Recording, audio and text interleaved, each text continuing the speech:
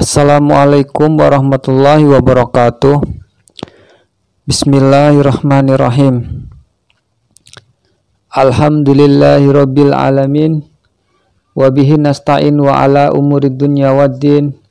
Allahumma sholli wa sallim wa barik ala habibina wa syafi'ina sayyidina wa maulana Muhammadin wa ala alihi wa ashabihi ajmain. Amma ba'du. Dalam pembahasan kali ini saya akan menyampaikan sebuah artikel yang terkait dengan Islam Nusantara, yaitu tentang relasi Islam dan budaya lokal, oleh Habibi Muhammad Lutfi dari Institut Pesantren Matoloil Falah Pati. Tujuan beliau dalam tulisan ini adalah mengkaji konsep Islam Nusantara ditinjau dari struktur teori relasi Islam dan budaya lokal, serta alasannya dijadikan sebagai konsep dakwah Islam rahmatan lil alamin oleh intelektual Nahdlatul Ulama. Ini berangkat dari klaim intelektual Nahdlatul Ulama bahwa konsep ini adalah penengah dalam perdebatan relasi Islam dan budaya lokal, bahkan dalam skala global ingin didakwahkan di dunia internasional. Padahal Islam Nusantara baru sebatas wacana yang baru memenuhi standar keilmuan. Dengan pendekatan filosofis, sosio-antropolinguistik, berbasis data situs nu.or.id, dan analisis wacana, ditemukan bahwa dalam konsep Islam Nusantara menggunakan 8 pendekatan yang memposisikan Islam mempengaruhi budaya Indonesia dan keberhasilannya dalam berdialog dengan budaya Indonesia. Islam adalah agama rahmatan lil alamin yang bersifat universal. Artinya, misi dan ajaran Islam tidak hanya ditujukan kepada satu kelompok atau negara, melainkan seluruh umat manusia, bahkan jagat raya. Namun demikian, pemaknaan universalitas Islam dalam kalangan umat muslim sendiri tidak seragam. Ada sekelompok yang mendefinisikan bahwa ajaran Islam yang dibawa Nabi Muhammad yang notabene berbudaya Arab adalah final, sehingga harus diikuti sebagaimana adanya. Ada pula kelompok yang memaknai universalitas ajaran Islam sebagai yang tidak terbatas pada waktu dan tempat, sehingga bisa masuk ke budaya apapun. Kelompok yang pertama berambisi menyeragamkan seluruh budaya yang ada di dunia menjadi satu, sebagaimana yang dipraktekkan oleh Nabi Muhammad. Budaya yang berbeda dianggap bukan sebagai bagian dari Islam. Kelompok ini disebut kelompok fundamentalis. Sementara itu, kelompok kedua menginginkan Islam dihadirkan sebagai nilai yang bisa mempengaruhi seluruh budaya yang ada. Islam terletak pada nilai, bukan bentuk fisik dari budaya itu. Kelompok ini disebut kelompok substantif.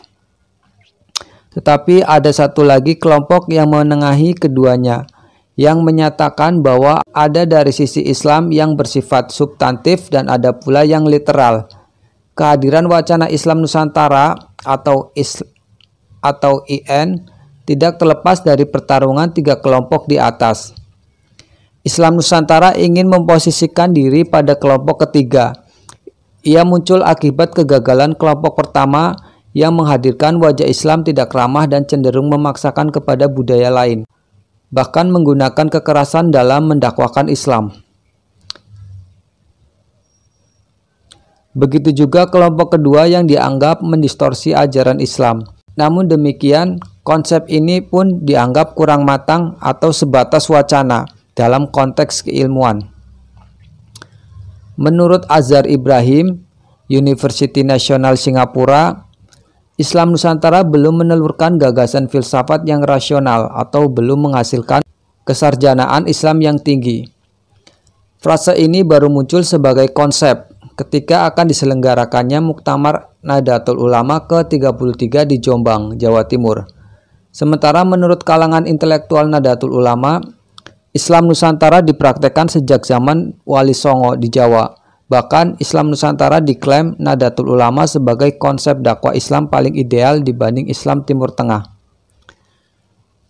Maka berdasarkan persoalan tersebut, berikut yang akan dikaji mengenai bagaimana konsep Islam Nusantara menurut intelektual Nahdlatul Ulama, kemudian bagaimana posisi Islam Nusantara ditinjau dari relasi Islam dan budaya lokal, dan mengapa Islam Nusantara dijadikan konsep dakwah Islam oleh intelektual Nahdlatul Ulama. Pertama yaitu mengenai metodologi. Pendekatan yang digunakan adalah yang pertama yaitu filsafat ilmu. Filsafat ilmu digunakan untuk menganalisa sisi ontologis, epistemologis, dan aksiologis ilmu pengetahuan. Lebih khususnya lagi, tulisan ini lebih memfokuskan pada landasan ontologis terkait dengan struktur pengetahuan, melacak struktur teori, atau terutama pendekatan keilmuan para intelektual Nahdlatul Ulama dalam merumuskan konsep Islam Nusantara. Yang kedua yaitu pendekatan sosio-antropolinguistik. Pendekatan yang menganalisis bahasa guna mencari makna tersembunyi di balik pemakaian Islam Nusantara agar mendapatkan pemahaman sosial dan budaya. Teori yang digunakan yaitu analisis wacana deskriptif, teori struktur teori, teori akulturasi, dan teori dakwah antar budaya. Kemudian pembahasan selanjutnya yaitu mengenai pandangan intelektual Nahdlatul Ulama. Islam Nusantara atau IN terdiri dari dua kata yaitu Islam dan Nusantara. Islam berarti penyerahan, kepatuhan, ketundukan, dan perdamaian. Agama ini memiliki 5 ajaran pokok sebagaimana diungkapkan oleh Nabi Muhammad, yaitu Islam adalah bersaksi sesungguhnya tiada Tuhan selain Allah dan Muhammad adalah utusan Allah, menegakkan sholat, menunaikan zakat, melaksanakan puasa, dan menunaikan haji bagi yang mampu. Selain itu, Islam memiliki 2 pedoman yang selalu dirujuk kepada Al-Quran dan hadis. Keduanya memuat ajaran yang membimbing umat manusia berserta alam raya ke arah yang lebih baik dan teratur. Sedangkan Nusantara adalah istilah yang menggambarkan wilayah kepulauan dari Sumatera hingga Papua. Kata ini berasal dari manuskrip berbahasa Jawa sekitar abad ke-12 sampai ke-16 sebagai konsep negara Majapahit. Sementara dalam literatur berbahasa Inggris abad ke-19. Nusantara merujuk pada Kepulauan Melayu. Ki Hajar Dewantoro memaknai istilah ini pada abad ke-20-an sebagai salah satu rekomendasi untuk nama suatu wilayah Hindia Belanda. Karena kepulauan tersebut mayoritas berada di wilayah negara Indonesia, maka Nusantara biasanya disinonimkan dengan Indonesia. Berdasarkan pengertian di atas, Islam Nusantara adalah ajaran agama yang terdapat dalam Al-Quran dan hadis yang dipraktekkan oleh Nabi Muhammad yang diikuti oleh penduduk asli Nusantara atau Indonesia, atau orang yang bertempat tinggal di dalamnya. Namun jika dikaitkan dengan pandangan setiap muslim atau organisasi Islam tertentu, konsep Islam Nusantara akan menjadi kompleks, sebagaimana terjadi dalam organisasi Islam terbesar di dunia, yaitu Nahdlatul Ulama. Meskipun secara resmi, istilah ini diluncurkan sebagai tema Muktamar ke-33 di Jombang, yakni meneguhkan Islam Nusantara untuk peradaban Indonesia dan dunia. Tetapi, para tokoh di dalamnya memiliki konsep yang berbeda-beda, tergantung cara pandang atau pendekatan keilmuan yang dipakai. Pendekatan yang pertama yaitu menggunakan pendekatan filosofis. Islam Nusantara adalah Islam yang bersifat non-positivistik, pisau analisis, Islam substantif, dan sebagai sistem nilai. Sebagai istilah, Islam Nusantara seperti diungkapkan oleh Isom Yuski yang diposisikan sebagai salah satu pendekatan dalam mengkaji Islam yang akan melahirkan berbagai disiplin ilmu, seperti fikih Nusantara, siasah Nusantara, muamalah Nusantara, konun Nusantara, perbankan Islam Nusantara, ekonomi Islam Nusantara, dan berbagai cabang ilmu Islam lain atas dasar sosio-episteme kenusantaraan. Sementara itu, menurut Zainul Bizawi, Islam Nusantara bukanlah objek keilmuan, tetapi subjek keilmuan yang bisa digunakan sebagai pisau analisis budaya muslim lain. Misalnya menggunakan kaidah usul fikih yang bertujuan maqasid al-syariah atau tujuan syariat, yaitu terwujudnya kemaslahatan manusia di dunia dan akhirat. suatu kebaikan dan kemanfaatan yang bernaung di bawah beberapa prinsip pokok, yaitu hifz ad-din, al-aql, al-nafas, dan al-mal. Di sini Bisawi ingin menempatkan Islam Nusantara sebagai teori yang bisa mengkaji Islam. Sementara itu, Ulin Nuha memberikan landasan epistemologi Islam Nusantara yang tidak hanya bersifat positivistik, melainkan juga non-positivistik. Berangkat dari fakta sejarah dan bukti empiris yang otentik tentang berlakunya pengetahuan dengan pendekatan metodologis yang dianggap non-positivistik. Di sini Ulin ingin mengkonter pengetahuan barat yang bersifat positivistik karena sudah menghegemoni pengetahuan di Nusantara. Sedangkan M. Quraish Shihab sepakat dengan Islam Nusantara sebagaimana dikutip Fathur Rahman Karyadi. Tampak ingin menjelaskan secara ontologis. Terlepas dari pro dan kontra, M. Quraish Shihab melihat Islam Nusantara pada sisi substansi, bukan bentuk. Apabila ada bentuk atau budaya yang secara substansi sesuai dengan Islam, maka akan diterima. Jika bertentangan akan ditolak dan direvisi. Inilah prinsip Islam dalam beradaptasi dengan budaya. Jadi, bisa bermacam-macam akibat keberagaman budaya setempat. Bahkan adat, kebiasaan, dan budaya bisa menjadi salah satu sumber penetapan hukum Islam. Kemudian menurut Mustafa Bisri, meletakkan Islam Nusantara sebagai sistem nilai dan penerapannya dalam menanggapi masalah-masalah aktual dari waktu ke waktu. Mustafa Bisri cenderung melihat Islam Nusantara pada nilai-nilai yang selama ini dipraktekkan, diresapi, dan dijadikan prinsip warga Nahdlatul Ulama seperti tasamuh atau toleran, tawazun yaitu seimbang atau harmoni, kemudian tawasud yaitu moderat, kemudian ta'adul yaitu keadilan, dan amar ma'ruf nahi munkar. Sehingga Islam Nusantara ditempatkan secara aksiologis. Kemudian pendekatan yang kedua yaitu menggunakan pendekatan budaya. Menurut Radar Pancadhana menunjukkan karakteristik Islam Nusantara sebagai keyakinan dan kepercayaan yang berbeda-beda, terbuka, egaliter, dan tidak merasa paling tinggi satu sama lain.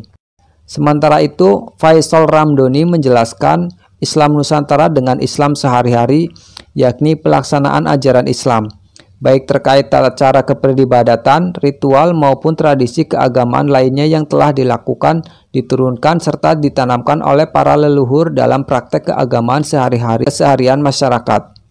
Sementara pengertian Islam Nusantara sebagai model yang dimunculkan oleh Imam Bukhari, Dawa Multazam, dan Imam Aziz dijadikan sebagai contoh Islam ideal yang bisa diterapkan di seluruh dunia. Sebagai contoh bisa dilihat dari Islam yang dipraktekkan warga Nahdliyin sejak era Wali Songo. Kemudian pendekatan yang ketiga yaitu pendekatan linguistik. Pendekatan ini memunculkan istilah Islam fi Indonesia. Istilah ini digagas oleh Umar Aha. Menurutnya, Islam Nusantara bukanlah upaya melokalkan Islam atau membuat agama Islam Nusantara, tetapi usaha dalam memahami dan menerapkan Islam tanpa mengesampingkan tempat Islam diimani dan dipeluk, yakni Indonesia. Islam Nusantara sama dengan Islam yang dipraktekkan di Indonesia dengan pengertian geografis. Kemudian pendekatan yang keempat yaitu menggunakan pendekatan filsafat hukum yang memunculkan istilah Islam sebagai metodologi. Abdul Muqsid Ghazali mencoba merumuskan metodologi yang digunakan dalam memahami atau mengaplikasikan Islam Nusantara sebagai maslahah mursalah, istihsan, dan urf. Abdul Muqsid Ghazali mengambil metodologi ini dari kajian usul al-fiqih yang dipraktekkan para mazhab Sunni. Tiga metode ini dipandangnya relevan karena sejatinya Islam Nusantara lebih banyak bergerak pada aspek ijtihad tatbiki atau dilihat salah satunya dari segi koherensi teks daripada ijtihad istimbati atau dilihat dari korespondensinya dengan aspek kemanfaatan di lapangan. Kemudian pendekatan yang kelima yaitu pendekatan hukum yang memunculkan istilah fikih Nusantara. Istilah ini dimunculkan oleh Kiai Haji Afiduddin Mujahir yang menurutnya Islam Nusantara merupakan pemahaman, pengalaman, dan penerapan Islam dalam segmen fikih muamalah sebagai hasil dialektika antara nas, syariat, urf, budaya, dan realita di bumi Nusantara. Ia menjelaskan bahwa Islam Nusantara hanya masuk dalam wilayah hukum ijtihadiyah yang bersifat dinamis, berpotensi untuk berubah seiring dengan kemaslahatan yang mengisi ruang, waktu, dan kondisi tertentu. Tidak masuk pada wilayah sawabit qotiyat. Kemudian yang keenam yaitu pendekatan historis antropologis, yaitu Islam khas Indonesia dan Islam budaya Nusantara. Yang dimaksud Islam Nusantara sebagai Islam khas Indonesia adalah Islam yang khas ala Indonesia, gabungan nilai Islam teologis dengan nilai-nilai tradisi lokal, budaya, dan adat istiadat di tanah air. Dalam konteks ini, budaya suatu daerah atau negara tertentu menempati posisi yang setara dengan budaya Arab dalam menyerap dan menjalankan ajaran Islam. Suatu tradisi Islam Nusantara menunjukkan suatu tradisi Islam dari berbagai daerah di Indonesia yang melambangkan kebudayaan Islam dari daerah tersebut. Istilah ini dimunculkan oleh Kiai Haji Aqil Siroj, Ketua PBNU. Menurutnya, Islam Nusantara merupakan Islam yang hanya dimiliki oleh Indonesia, yakni corak Islam Nusantara yang heterogen. Satu daerah dengan daerah lainnya memiliki ciri khas masing-masing, tetapi memiliki ruh yang sama. Kesamaan nafas merupakan saripati dan hikmah dari perjalanan panjang Islam berabad-abad di Indonesia yang telah menghasilkan suatu karakteristik yang lebih mengedepankan aspek eksoteris atau hakikah ketimbang eksoteris atau syariat. Sementara itu menurut Zatrow El-Ngatawi, Islam Nusantara sudah mengalami 4 fase perkembangan hingga terinternalisasi dalam masyarakat Nusantara. Kemudian pendekatan yang ketujuh yaitu pendekatan historis filologis, yaitu Islam empirik yang terindigenisasi dan pemikiran khas Indonesia. Oleh Oman Fatur Rahman. Berdasarkan pengalamannya mengkaji naskah-naskah Nusantara, ia menyimpulkan Islam Nusantara adalah Islam Nusantara yang empirik, distintif sebagai hasil interaksi, kontekstualisasi, indigenisasi, vernakularisasi Islam universal dengan realitas sosial, budaya, dan sastra di Indonesia. Kemudian yang kedelapan yaitu pendekatan sosiologis antropologis historis. Pendekatan ini memunculkan Islam Nusantara sebagai Islam faktual. Oleh Irham di dalam nu.or.id diartikan sebagai respon pemeluknya terhadap Al-Quran dan hadis, sehingga mengejawantah menjadi keberagaman atau perilaku, pemahaman, dan keyakinan orang beragama. Wujudnya terbentuk dari proses faktualisasi ajaran yang tidak terlepas dari latar belakang sosio-historis umat beragama, seperti tingkat pengetahuan, budaya, ekonomi, politik, dan sejarah. Dengan latar belakang yang berbeda, sudah tentu keberagaman yang terwujud pun akan berbeda. Kemudian berikutnya yang akan dibahas yaitu mengenai pengaruh Islam terhadap budaya Indonesia. Dengan mengacu pada konsep Islam Nusantara di atas, budaya Islam adalah nilai-nilai Islam, teologi atau sistem kepercayaan, pemikiran, dan praktik ibadah yang bersifat qoti, juga dianggap sebagai ajaran Islam yang bersifat lokal atau Arab. Sementara budaya Indonesia adalah pemikiran, perilaku, keberadaan, kebendaan, dan sistem nilai yang memiliki karakteristik tertentu seperti keyakinan dan kepercayaan yang berbeda-beda, terbuka, egaliter, tidak merasa paling tinggi satu sama lain, sopan santun, tata krama, toleransi, perusa duruning winara, dan suwuk, hamengku, hamengot, dan hangemong.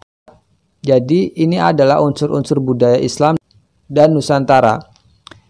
Mempengaruhi budaya Indonesia dan budaya lokal mempengaruhi Islam, hubungan keduanya bisa dipetakan menjadi 3. Yang pertama, Islam adalah agama yang datang ke Nusantara dengan tujuan mengislamkan masyarakatnya. Islam hadir untuk mempengaruhinya. Ini dapat dilihat dari ungkapan yang menjelaskan Islam Nusantara sebagai konsep bahwa Islam dengan nilai-nilainya itu yang mempengaruhi. Mirip dengan kaidah dalam kitab fikih Fathul Al-Mu'in, yang mendatangi itu lebih diunggulkan daripada yang didatangi. Dalam hubungan ini, budaya yang dibawa Islam untuk mempengaruhi Nusantara adalah sistem nilai substantif atau universal, teologi, dan ritual ibadah yang sifatnya pasti. Sementara budaya Islam yang bersifat fisik dalam pengertian sosiologis seperti cara berpakaian, berjilbab, dan nada membaca Al-Quran atau langgam dianggap sebagai budaya Arab yang tidak perlu dibawa ke Nusantara. Konsep inilah yang ditonjolkan Islam Nusantara sebagaimana dijelaskan oleh Muqsid sebagai metodologi. Dengan ungkapan melabuhkan, Islam Nusantara datang bukan untuk mengubah doktrin Islam. Ia hanya ingin mencari cara bagaimana melabuhkan Islam dalam konteks budaya masyarakat yang beragam. Islam Nusantara bukan sebuah upaya sinkretisme yang memadukan Islam dengan agama Jawa, melainkan kesadaran budaya dalam berdakwah sebagaimana yang telah dilakukan oleh pendahulu kita, yaitu Wali Songo. Yang kedua yaitu pada tataran ini Islam dan budaya Indonesia dalam posisi seimbang. Islam merasa sejajar dengan budaya lokal bisa dimaknai tiga pengertian. Yang pertama yaitu Islam memiliki budaya fisik sosiologis yang memiliki karakteristik kearaban bisa digabung dengan budaya lokal sehingga memunculkan budaya baru. Misalnya lembaga pendidikan pesantren dan tulisan pegon atau gabungan dari budaya tulisan Arab dengan bahasa Nusantara. Mahrus mengungkapkan adaptasi berikut. Di Jawa terdapat aksara carakan dan pegon dengan bahasa Jawa, Sunda atau Madura yang diadaptasi dari aksara dan bahasa Arab. Sedangkan di Sumatera, Sulawesi, Kalimantan terdapat aksara Jawi dengan bahasa Melayu dan aksara atau bahasa lokal sesuai sukunya.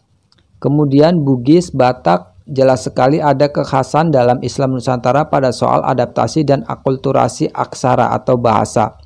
Selanjutnya yaitu yang kedua adalah Islam dan budaya lokal seimbang dalam wilayah nilai-nilai universal. Sebagaimana dijelaskan oleh Isom Sawuki bahwa Islam Nusantara hendak mewujudkan budaya dan peradaban baru dunia yang berbasis pada nilai-nilai luhur dan universal Islaman dan kenusantaraan. Di sini, nilai Islam dan kenusantaraan sejajar sehingga keduanya menghasilkan peradaban baru.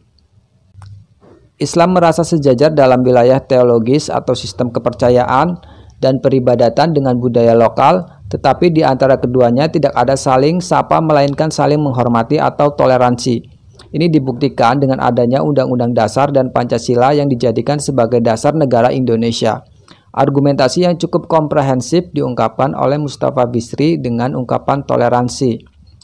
Islam Nusantara yang telah memiliki wajah yang mencolok sekaligus meneguhkan nilai-nilai harmoni sosial dan toleransi dalam kehidupan masyarakatnya. Negara Kesatuan Republik Indonesia berdasarkan Pancasila dan Undang-Undang Dasar 1945 serta bersendikan Bhinneka Tunggal Ika secara nyata merupakan konsep yang mencerminkan pemahaman Islam Ahlussunnah wal Jamaah yang berintikan rahmat. Kemudian yang ketiga yaitu budaya lokal mempengaruhi Islam. Budaya Indonesia sebagai tuan rumah aktif dalam menjaga, memberi tempat dan membina Islam agar tidak berbenturan. Ini menunjukkan bahwa ketika masuk dalam budaya lokal, Islam diletakkan dalam posisi tertentu sehingga tidak mempengaruhi unsur-unsur budaya Nusantara. Ibarat rumah, Islam hanya diperbolehkan masuk ke kamar tertentu tetapi dilarang masuk ke kamar lain. Kemudian pembahasan yang selanjutnya yaitu mengenai usaha ekspor Islam Nusantara ke seluruh dunia. Konflik yang mengatasnamakan agama atau Islam yang tak kunjung usai di berbagai belahan dunia, terutama di Timur Tengah sebagai tempat kelahiran Islam, memunculkan keresahan di kalangan bagi umat Islam maupun umat lainnya. Mereka mulai mempertanyakan ajaran Islam. Benarkah Islam mengajarkan kekerasan, peperangan, pembunuhan, dan pengeboman atas nama agama? Di manakah Islam yang damai, humanis, dan toleran itu? Pertanyaan itu bagi orang-orang Nahdlatul Ulama sangat dimaklumi karena Islam memiliki berbagai model tergantung dari penafsirannya terhadap teks. Tidak ada yang salah dari ajaran Islam, yang perlu dikoreksi adalah orang-orang yang menafsirkan ajaran agama itu dan kontekstualisasinya dalam budaya tertentu. Ini dibuktikan dengan adanya Islam model Islam Nusantara yang ada di Indonesia. Namun Islam Nusantara tidaklah anti Arab, Karena bagaimanapun juga dasar-dasar Islam dan semua referensi pokok dalam berislam berbahasa Arab. Atas dasar inilah Nahdlatul Ulama sebagai lembaga yang mempraktekkan Islam Nusantara berkeinginan mengekspornya ke berbagai belahan di dunia. Ini sebagaimana diungkapkan oleh Nur Syam bahwa sudah saatnya Islam Nusantara diekspor ke luar dan menjadi salah satu ikon internasional. Islam ala Indonesia ini akan menjadi sumbangan Indonesia untuk dunia. Sebagaimana dinyatakan pula oleh Imam Aziz bahwa Islam Nusantara seharusnya menunjukkan posisi strategisnya sebagai agen Islam rahmatan lil alamin di Indonesia dan di seluruh dunia.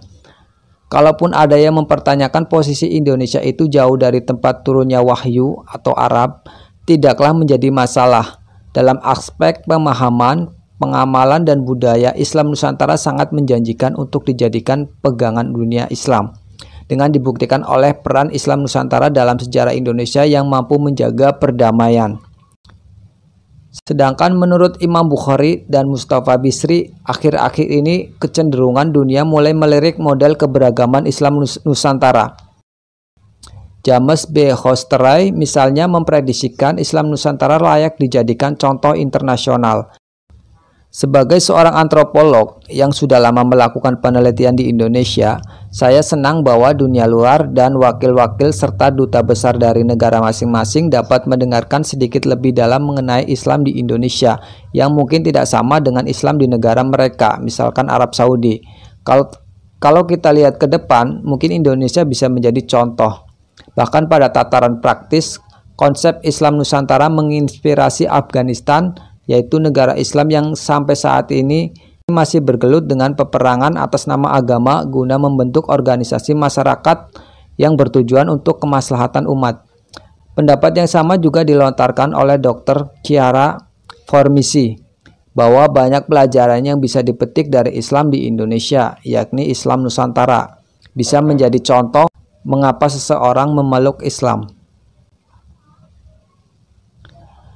Berdasarkan ungkapan-ungkapan menjadi contoh, menginspirasi, dijadikan pegangan dunia Islam, ikon internasional, dan melirik model keberagaman Islam Nusantara di atas, menunjukkan bahwa Islam Nusantara merupakan konsep ideal dalam mendakwakan Islam dengan cara berdialog dengan budaya lokal secara damai, sopan santun, dan tanpa kekerasan. Dan pada akhirnya kesimpulannya yaitu, dalam mengkonsep Islam Nusantara, intelektual Nahdlatul Ulama menggunakan 8 pendekatan, yaitu filsafat, budaya, linguistik, filsafat hukum, historis antropologis, historis filologis, dan sosiologis antropologis historis. Dalam menjelaskan konsep ini, intelektual Nahdlatul Ulama memberikan frase atau istilah lain yang memberikan spesifikasi maknanya. Selain itu, Islam Nusantara memposisikan Islam sebagai sistem nilai, teologi, dan fikih ubudiyah yang mempengaruhi budaya Indonesia dengan karakteristik tertentu. Islam Nusantara yang mampu berdialog dengan budaya Indonesia dengan damai, tanpa kekerasan, serta pengakuan tokoh-tokoh dunia, maka para intelektual Nahdlatul Ulama ingin mendakwakan pada skala internasional. Demikianlah yang dapat saya sampaikan mengenai Islam Nusantara terkait dengan relasi Islam dan budaya lokal. Semoga bisa bermanfaat bagi kita semua. Wassalamualaikum warahmatullahi wabarakatuh.